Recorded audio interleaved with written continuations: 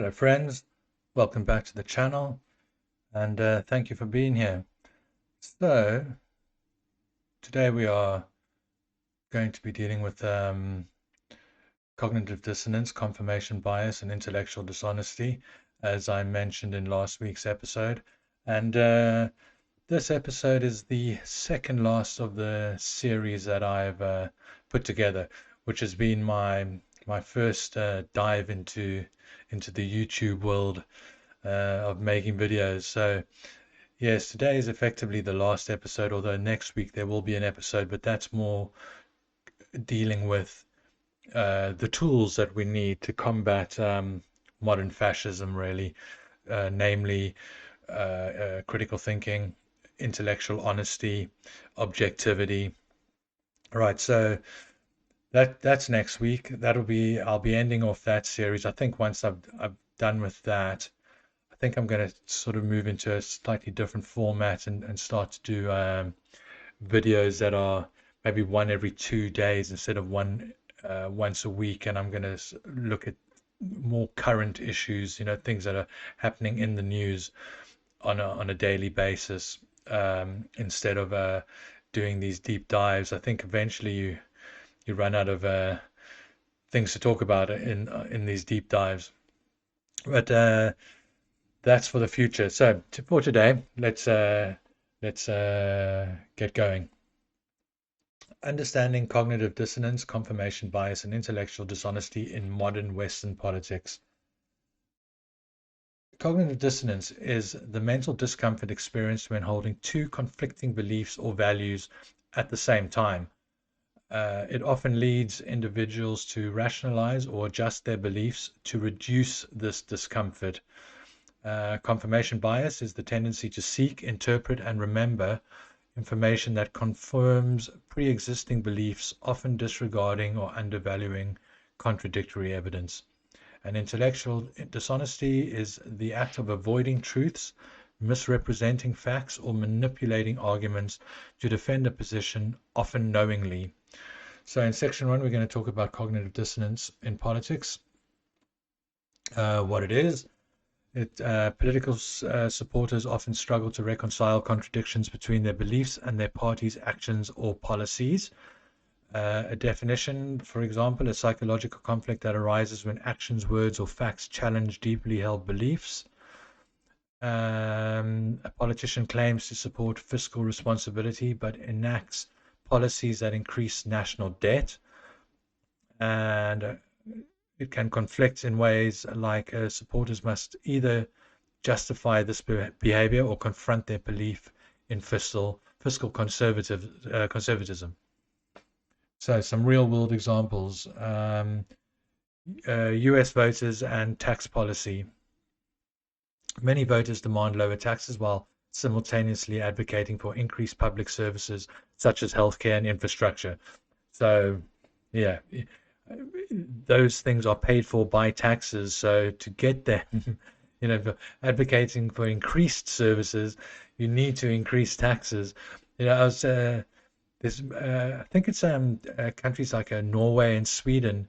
That you never hear them complaining about their situations. That they are social democracies, and they pay very high taxes, but just about everything else is free. I think it's the Seychelles. I used to know a guy from the Seychelles, Alex, and he was telling me once that taxes are incredibly high, right? I think you pay about 50% of your wages on taxes, but then literally everything else is free. Your healthcare is free, road tax is free. There is no road tax, right? Like all the taxes that we pay for in the Western world are all covered by one tax. So you get nailed for like 50% of your wages, but that's it. That's all you pay in terms of everything else is free apart from food, obviously, but literally everything else is free. Um, so the conflict and the goals are often contradictory without significant economic trade-offs. The reaction, voters rationalize this conflict by blaming inefficiencies, or corruption instead of examining inherent trade-offs. Individuals who Sorry. So, climate change policies, a second example. Individuals who acknowledge climate change but oppose personal lifestyle changes, e.g., reducing air travel or meat consumption, and they rationalize it by saying things like, my actions won't make a difference, shifting responsibility to corporations or governments. Whereas we all know every single person's little actions do make a difference. They all do add up. Um, we need to remember that. Cognitive dissonance in modern fascism. Fascist ideologies often rely on creating an us versus them narrative, fostering cognitive dissonance in their supporters. For example, promoting nationalism while implementing policies that harm domestic workers, e.g., prioritizing corporate interests over labor rights. Rationalizations. The supporters justify these contradictions by emphasizing perceived threats from immigrants or foreign nations. And as I sit here today, there is literally within MAGA in the United States a war going on between the what do they call it? The tech bros right and the right. So effectively, Elon Musk versus all the other further rights, right? And Nikki Haley's the who I can't remember. There's a couple of others who are, they're having a full-on fight now regarding I think it's the visa is called the N1B visa. It's an immigrant visa for a working visa. Um, but anyway, I mean, yeah, they're trying to rationalize it. They're effectively imploding from within. And Donald Trump hasn't even taken office yet. It's almost fun to watch.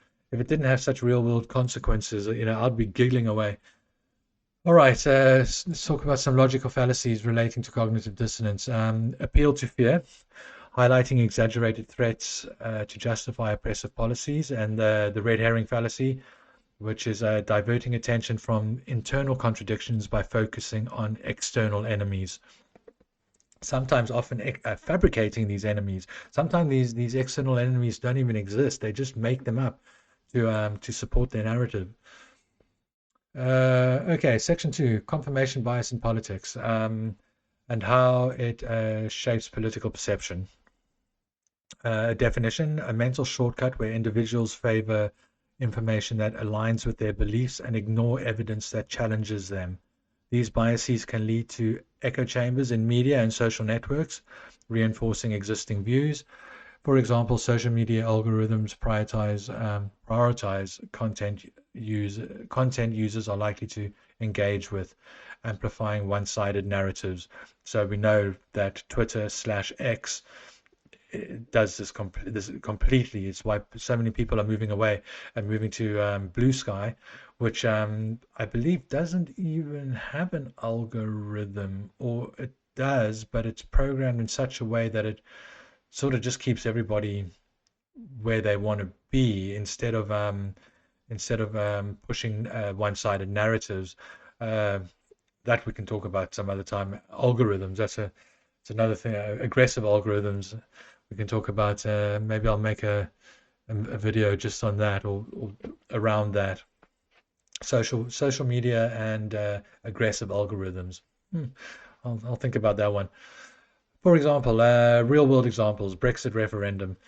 Leave supporters emphasize stories of economic independence and sovereignty, disregarding reports warning of trade disruptions. And yeah, we totally saw that.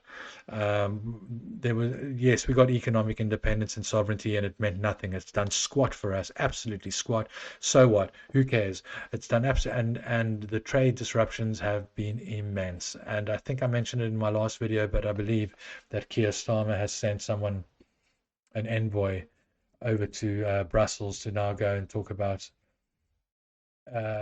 repairing relationships with the EU. And I don't think that means um, joining the EU again. I don't know. I think, is there an appetite from who I listen to? Yes, there is. But,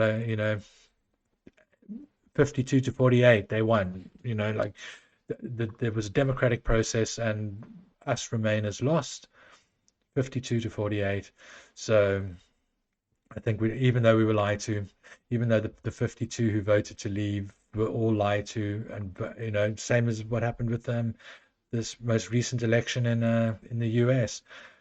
Donald Trump and his lackeys literally lied their way into the White House again. But it's a democratic process, First Amendment rights, freedom of speech, blah blah blah, and you know the next 4 years are going to be interesting. Um, Remain supporters highlighted economic risks, ignoring counter-arguments about potential new trade deals, and rightfully so, in my opinion. Another second example, vaccination debates. Anti-vaccine advocates focus on anecdotal reports of adverse reactions.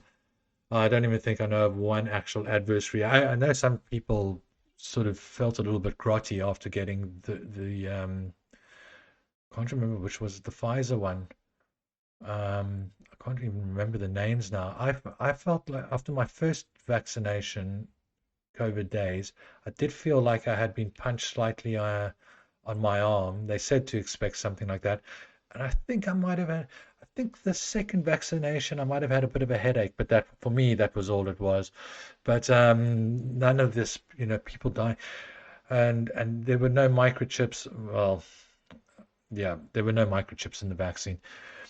Dismissing overwhelming scientific evidence supporting vaccine safety and efficacy. Pro-vaccine supporters might disregard legitimate concerns about vaccine access or hesitancy rooted in historical medical injustices. I just want to say this. This is, well, it's born out of fact. So I haven't looked this up for a while, so I might not be getting it entirely correct, but it is a fact that when antibiotics were first discovered and were used, loads of people died from allergic reactions to it. I mean, we know that people can be allergic to antibiotics, to penicillin, right? And we have since developed antibiotics so that people who are allergic to penicillin can still take antibiotics and not die from allergic reactions. But even that being the case, antibiotics are not bad for you. Yes, continued use of them is bad because their efficacy becomes limited, it sort of fades out. But if it's used properly, antibiotics have saved hundreds of thousands, if not millions of lives, from infection. Things that just didn't go away before this. People died. People died at the age of 30 because of these massive infections, which a simple little bit of antibiotic can cure, can heal. So even though people died from antibiotics, we don't go around saying that antibiotics are bad for you. We carry on develop them in such a way that people who are allergic to penicillin can now take things like, there's other types of antibiotics. It's really, sort of changed our evolution effectively. Um, Confirmation bias in modern fascism. Fascist regimes exploit confirmation bias by controlling media narratives. And we see that. We see that with Fox News in America. We see that with GB News over here. People just talking nonsense. For example, Nazi Germany's propaganda machine selectively promoted evidence of Aryan superiority while ignoring cultural and scientific contributions from other groups. A modern example is authoritarian leaders using state-run media to perpetuate myths of national victimhood and external threats. And logical fallacies related to this, the bandwagon effect, which is convincing individuals to align with the majority to feel validated. In other words, the more people who agree with something, you tend to say, well, it must be true because there's so many people that agree with it, right? How can they all be wrong? Which is a fallacy. And appeal to tradition, which is claiming that traditional values must be upheld at all costs, even when evidence suggests they harm progress. Me being a progressive and the others not being progressive at all, being conservative, extreme conservatism. Excuse me. Right, section 3, intellectual dishonesty in politics. and what it is. The definition is using fallacious arguments, selective facts, or misrepresentation to deliberately deceive or manipulate public opinion. Um, Selective facts, interesting, or alternative facts is what's her name? What's the former campaign director for Donald Trump? Uh, Kellyanne Conway. Yes, because her husband, George Conway, they got divorced. Yes, Kellyanne Conway came out with alternative facts. Take it from me now. There's either something's either a fact or it's not. There's no such thing as an alternative fact. It's either a fact or it's not a fact. End of story. That is the definition of the word fact. Um, all right, selective facts or misrepresentation to deliberately deceive or manipulate public opinion. Common tactics: misrepresenting an opponent's position, using selective outrage, or relying on emotionally charged rhetoric. Real world examples: the US healthcare debates, the labeling a public healthcare option as socialized medicine to evoke fear without addressing its actual provisions. Of course, uh, the right-wing argument in the States is as soon as you make medicine socialized, well, then the country's just going to go to the dogs and become a communist country, which is a load of nonsense because here in the UK, we have socialized medicine free at the point of delivery. It works perfectly well. I think every single country should have an NHS, a National Health Service. It is which and it was born in this country out of the Second World War. Just after it was started just after the Second World War, and it is coming from South Africa, which does not have an NHS, or it has something that it's very dodgy.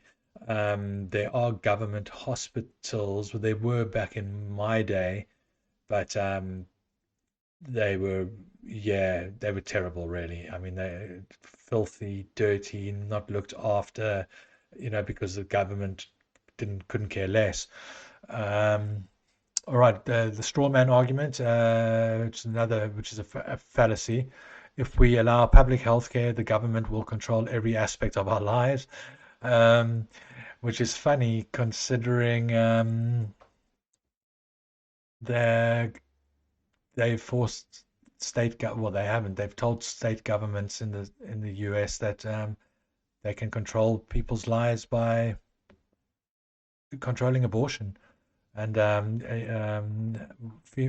women's health care. They totally control in every red state now. Every single woman is controlled by the government. And I mean, doctors have been threatened with murder charges if they perform an abortion in some of these states. It's insane. A second example, gun control debates, something we don't have in this country because it's the free world still allows people to walk around with guns. 360 is it 360 million people in the states? That, I mean, without even background checks or common sense laws. They misinterpreted by saying things like suggesting that background checks equate to a total ban on firearms, which is completely false. Kamala Harris is a gun owner. She didn't want to ban guns. Tim Walz is a gun owner, is a hunter, didn't want to ban guns. They just want common law, common sense laws. And the slippery slope fallacy: if we implement any gun control, it's only a matter of time before all guns are confiscated. Um, Another load of nonsense. Intellectual dishonesty in modern fascism. Fascist leaders often engage in intellectual dishonesty to maintain control. Lying, which lying is the pinnacle of intellectual dishonesty, creating false narratives, all these things that Donald Trump did in the 4 years leading up to this last election. So an example, Mussolini's use of fabricated economic data to exaggerate the success of his policies. And a modern example, politicians misrepresenting immigration statistics to justify draconian border policies. And some more logical fallacies. The false cause fallacy, correlating national decline with minority populations or immigrants, which there is no correlation between them at all. And the argumentum ad populum, which is claiming widespread support for policies as evidence of their correctness, ignoring dissenting voices. So it's a case of the more people that agree, that support a policy, it must make it right, which we know is nonsense. So a conclusion to this video and a call to action. Why understanding these concepts matters. So these biases and tactics in eroding public trust and fostering divisiveness. Sorry, my writing there is not the best. Right, political leaders and media exploit cognitive dissonance and confirmation bias to polarize societies, framing dissenting voices as enemies and simplifying complex issues into emotionally charged narratives. This erosion of trust creates fertile ground for authoritarianism and populism. For example, political factions blaming social problems on minority groups, fostering division rather than addressing root causes. For example, mental health. The right love to say things like, when there's a school shooting, they love to say things like thoughts and prayers, and then the progressive side like want to talk about the mental health of the shooter possibly, and nobody and the right don't give a damn. They're of the thoughts and prayers ilk. You need to emphasize how awareness can lead to healthier political discourse and better decision making. So, of course, this applies to people in your life. If you have people in your lives that are swinging to the right or have gone to the right, try and talk to them about this and point out, make a point of these principles and try and explain it to them. Show them this script if you want, this video. You need to educate citizens about cognitive biases and how it empowers them to critically evaluate arguments and policies. And when individuals recognize manipulative tactics, they are likely to succumb to emotionally charged rhetoric and more likely to seek balanced, evidence-based perspectives. Awareness campaigns about media literacy and fake news have shown success in reducing susceptibility to misinformation. And modern fascism weaponizes cognitive dissonance, confirmation bias, and intellectual dishonesty to consolidate power. Authoritarian regimes manipulate public perception by creating narratives that justify oppressive policies as necessary for national security or cultural preservation.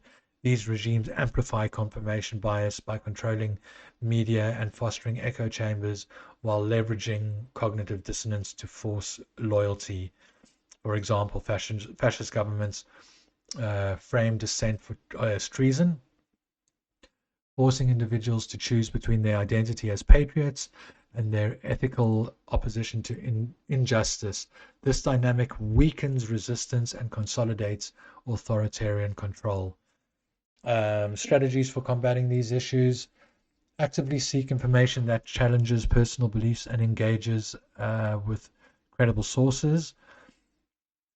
Practice intellectual honesty by acknowledging flaws in one's arguments and admitting when evidence contradicts a stance. Engage in good faith discussions, focusing on ideas rather than attacking individuals.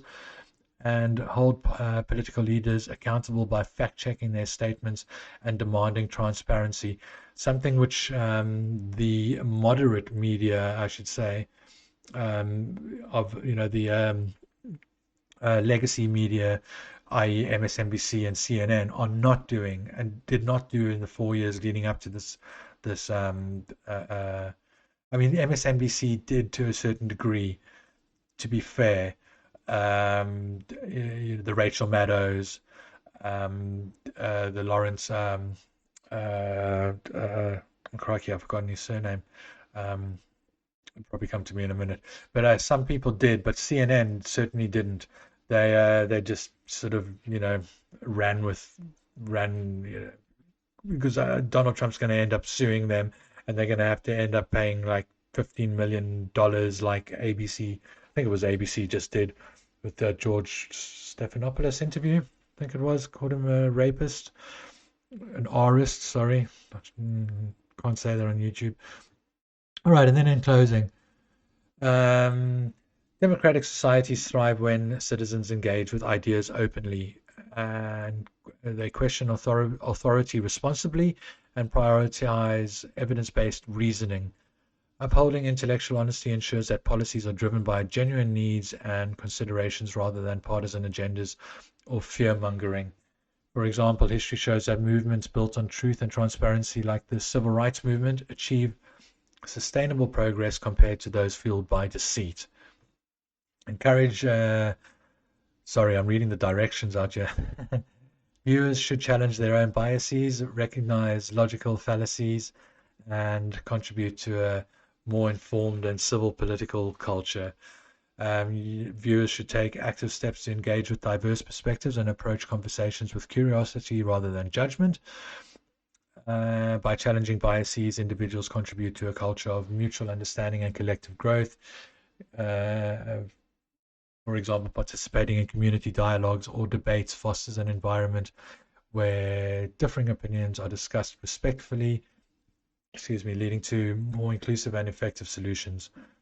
Next week's video will be the last of the series and will be focused on objectivity and critical thinking and intellectual honesty, which are the tools we should all acquire to help combat this scourge. Right, thank you very much for listening today. Please like the video, leave a comment if you have any suggestions or anything you want to talk about. I will reply. And please subscribe to the channel. It's been pretty slow so far. Hopefully things will pick up, but like I said at the beginning, I'm probably after next week's video going to move into a slightly more current format. Maybe do every 2 or 3 days and look at a sort of people's Twitter feeds like Elon Musk and Nigel Farage and these people, and discuss what's actually going on in the here and now. All right, until then, take care of yourselves, and I'll catch you next week. Goodbye.